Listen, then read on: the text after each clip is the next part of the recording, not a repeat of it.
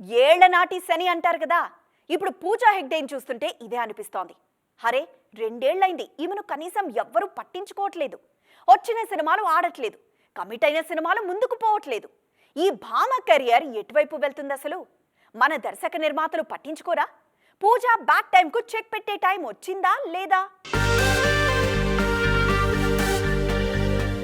ఈ జిగేళ్లన్నీ ఒకప్పుడే, ఇప్పుడేం లేవు పూజా హెగ్డే కెరీర్లో చెప్పుకోవడానికి. వరుసగా ఫ్లాప్లొస్తే పాపం ఆమె మాత్రం ఏం చేస్తారు చెప్పండి. ఈ ప్రభావం ఇప్పుడు పూజా కెరీర్పై బలంగా పడింది. ఆచార్య తర్వాత పూజా హెగ్డే తెలుగులో కనిపించట్లేదు. పైగా గుంటూరు కారం నుంచి వాళ్లు తీసేస్తే జనగణమన, గాంజా శంకర్ లాంటి సినిమాలు ఆదిలోనే ఆగిపోయాయి. నాగ చైతన్య, కార్తిక్ దండు కాంబినేషన్లో రాబోయే సినిమాలో పూజాను హీరోయిన్ గా తీసుకున్నట్లు తెలుస్తోంది. కానీ కన్ఫర్మేషన్ రాలేదు. గతంలో ఇద్దరి కాంబోలో ఒక లైలా కోసం సినిమా వచ్చింది. ఇక తమిళంలో సూర్య, కార్తిక్ సుబ్బరాజ్ కాంబోలో వస్తున్న సినిమాలో పూజా హెగ్డే హీరోయిన్ గా నటిస్తున్నారు.